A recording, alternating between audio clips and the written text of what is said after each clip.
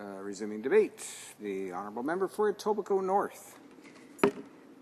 Thank you, Mr. Speaker. South Sudan faces three concurrent crises with an ongoing conflict, an acute humanitarian crisis, and a chronic food insecurity problem. There are differing stories as to what started the conflict. President Salva Kiir claimed that former Vice President Riek Machar had attempted a coup. Machar claimed the president was attempting to get rid of the opposition. After 5 weeks of fighting, an agreement on cessation of hostilities, or COH, was signed on January 23, 2014, between the government and opposition forces, but both sides have repeatedly violated the COH. Talks between the government and opposition forces in the Ethiopian capital of Addis Ababa have been on and off for weeks. Heavy fighting resumed on February 18th, when ethnic clashes occurred inside a UN compound, causing 2,000 of 20,000 civilians to flee. Mr. Speaker, the political divisions within South Sudan have resulted in heavy fighting and mass atrocities committed by rival pro- and anti-government forces, and ethnic mobilization threatens wider intercommunal violence. In fact, there has been a serious escalation in violence over the past 2 weeks. The UN reported that over 400 people were killed in Bentiu on April 15th. Civilians were targeted on the basis of their ethnicity and nationality. This incident has been described as, quote, a game changer.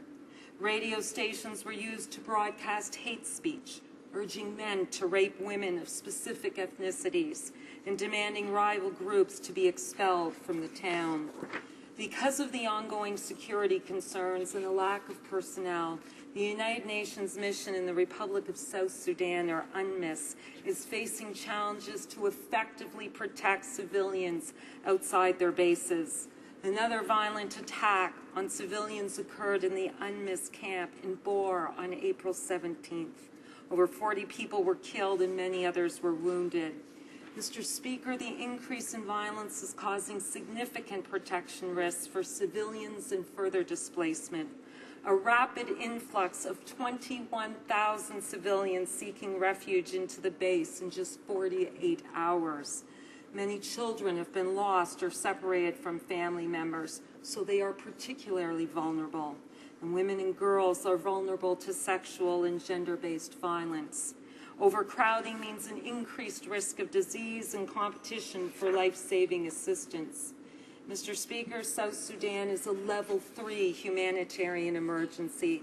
Violence has displaced over 1 million people, 923,000 within the country, more than half of these children, and 300,000 people have fled to neighboring countries. The current crisis response plan calls for U.S. $1.27 billion for relief programs in the coming months. To date, the plan is only 39% funded. Livelihoods, as well as regular development assistance, have been disrupted, households looted, and markets destroyed. As a result, more than 3.7 million people are at risk of food insecurity, as well as acute malnutrition and disease. According to UNICEF's representative in the country, quote, children and families in South Sudan are now facing unprecedented suffering, with worrying signs of malnutrition and disease outbreaks, end of quote. Before the outbreak of fighting, basic humanitarian indicators showed South Sudanese children to be some of the most vulnerable children in the world. Today, the youngest citizens of South Sudan are suffering the most from rising levels of malnutrition and increasing violence. The children's schools are often occupied by warring sides, with enrollment rates dropping significantly. World Vision's national director has said that, quote, children in particular have been deeply affected by the sights of death, destruction, and rape. South Sudan is quickly becoming a place where children cannot find safety anywhere, end of quote. With the rainy season imminent, the situation will only get worse. Life-saving supplies must be deployed to the hardest to reach in order to avert a humanitarian catastrophe. Airdrops are taking place and famine is probable. Mr. Speaker, the United Nations fears South Sudan is, quote, imploding.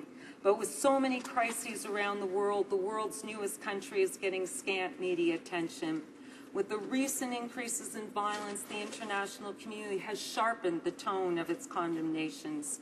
Despite Canada's commitment to focus on, quote, helping to set conditions for long-term peace, stability, and prosperity, end of quote, in South Sudan, the government let the months of February and March pass before making public statements. Mr. Speaker, on March 25, 2014, the United States announced $83 million in additional humanitarian assistance to the people of South Sudan, for a total of $411 million for fiscal years 2013 and 2014. On April 1st, 2014, Canada's Minister of International Development and La Francophonie announced $25.8 million of humanitarian assistance to South Sudan through its annual DFAT-D's Consolidated Appeals process. 2 questions. How much additional money was allocated in the chronic round because of increased needs, and how much of this money would have been allocated even without the current crisis? In addition, the government has a long-term commitment of $51.5 million for food security and livelihood support, and we thank the Minister.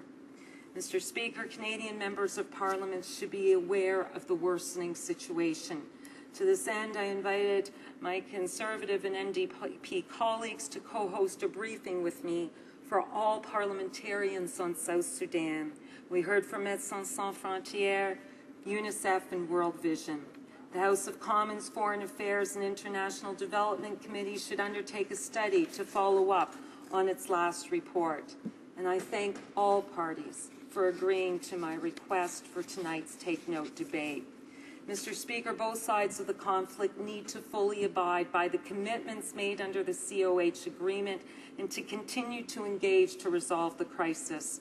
Major international supporters should assist in mediation, facilitating the monitoring and verification mechanism of the COH, and providing support to UNMISS.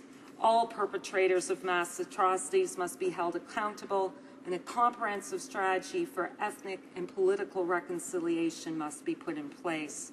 Mr. Speaker, how is the Government of Canada engaging at the political level? Will the Government of Canada support the peace talks in Addis Ababa by offering mediators to the warring parties and other stakeholders? Will it support civil society coalitions which are working for reconciliation inside South Sudan? How will the Government of Canada continue to monitor humanitarian needs and respond in a timely fashion to the changing needs on the ground? Will the government considering support to UNMISS to protect civilians, especially women and children, from violence?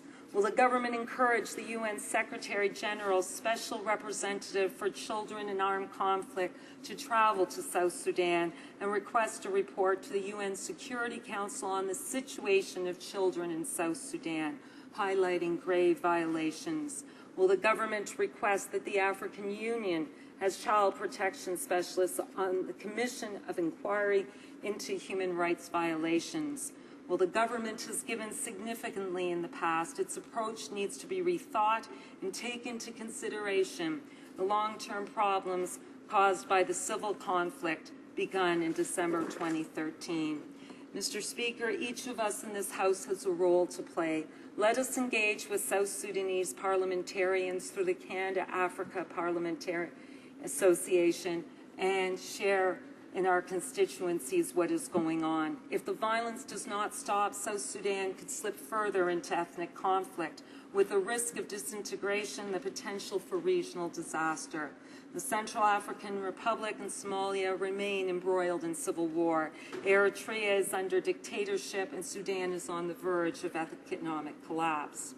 The international community is struggling to find a coherent way to respond to a rapidly deteriorating and changing context. It is essential to remember lessons learned from earlier crises, to act immediately and at the scale necessary to prevent a much larger disaster.